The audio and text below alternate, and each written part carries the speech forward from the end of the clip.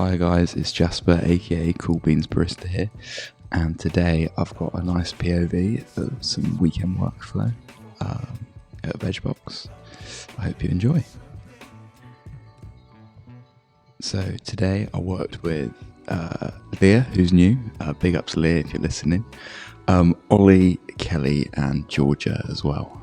It was quite a slow kind of weekend day. The day before, the Saturday, was really busy, I think because of the sunshine. But when it's raining, people don't really come down. They're kind of doing other bits and bobs. So that's why it was kind of a bit more quiet. But we got some really good coffees in today, actually. The latte art was really good. The workflow was all right, considering it was kind of there was a little bit of a rush in the morning. But yeah, it was good fun. So when this was being recorded on the Sunday, Ollie and I left a little bit early to carry on with the project that we've kind of just started, which I think I've talked about in another video before.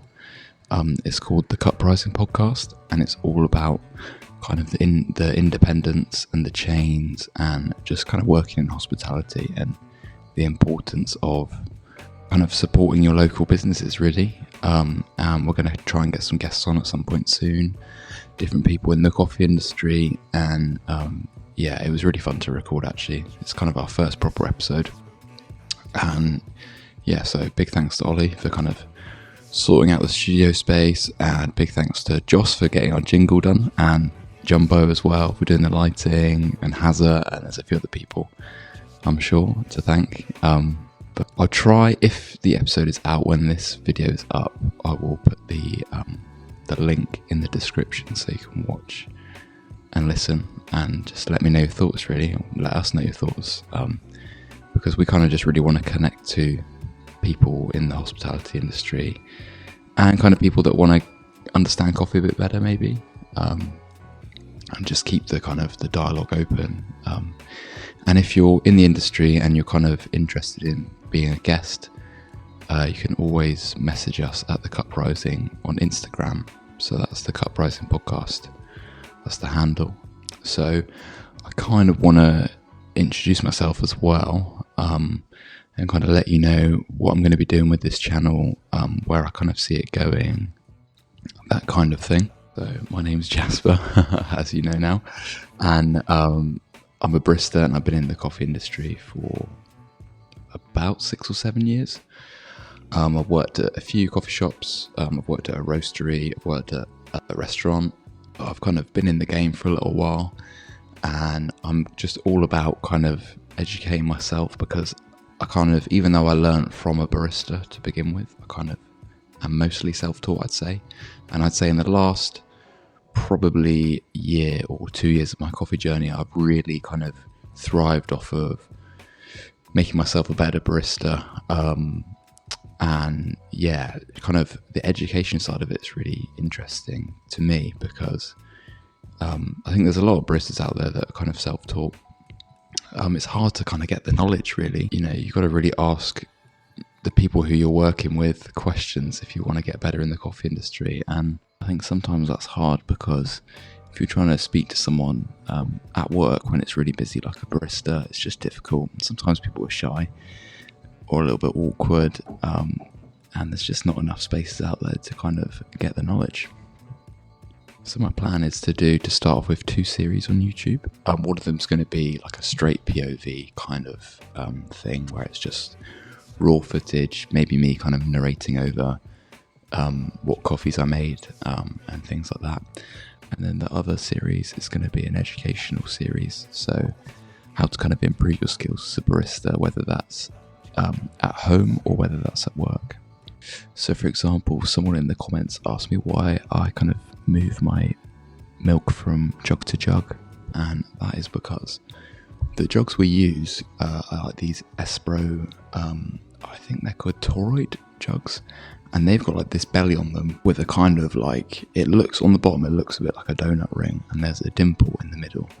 So it kind of steams milk very differently from a traditional pitcher. You kind of get a better kind of roll, I guess, in the milk. It spins much better, so you get like this really like smooth, consistent milk texture without having to do as much work with the steam one. So it's just a much better kind of way of steaming milk. And then the tips on those jugs, on those toroid jugs. So the one I'm holding now is, I've got two of those jugs basically, and that one that I was holding then it's kind of warped. The tip's a little bit warped, so it's much more tricky to kind of design like the latte art on my milk with that one. So sometimes if I'm doing like a more intricate design, like a slow zeta, I'll pour it into that blue jug, because those WPM jugs have a really nice like wide kind of spout on them, and you can get like a nice flow, a nice ripple. They're fantastic jugs. Both of those jugs actually, the Espro ones and the WPM ones. But those Espro ones, if you're interested in getting them, are quite tricky to find if you're in the UK. You either have to import them from America, which I'm not sure what websites kind of do that, but the Espro website definitely doesn't do that. They were on Amazon for a little while, but I'm not sure whether they've sold out on there or not. And to be honest, the WPM ones are difficult to get in the UK as well. There's not very many websites that sell them. I think I got that blue one on Amazon, and they do all kinds of different spouts on them. Some of them are like wide, some of them are narrow. But on Amazon there wasn't really a great choice, because before I kind of used that wide spout one, I was more into the narrow spout. So I had like a jibby jug which had a really kind of aggressively sharp spout on it. Then I started using kind of more wide spouts, and I realised you can get so much of a better ripple using a wide spout.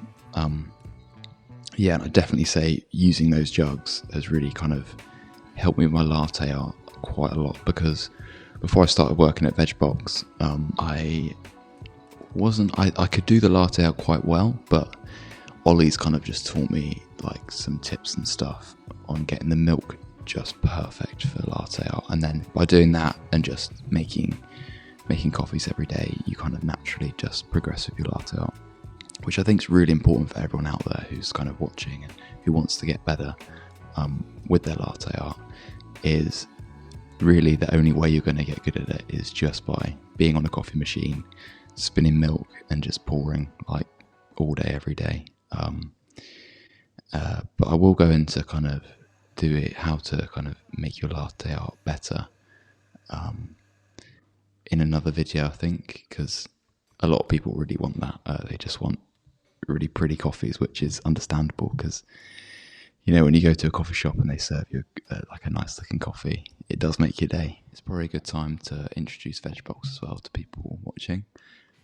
It's a coffee shop I've worked at for the last, I'd say, 5 or 6 months now. And it's based in Exeter on the quayside. And it's a really cool, just nice chilled out environment for just drinking coffee, eating some really good like veggie vegan food if you're that way kind of inclined. I'm not veggie or vegan, but the food is really, really good. And what's nice about Vegbox is everything is kind of focused on being sustainable and eco-friendly, which I think is really important, in the climate that we're in now.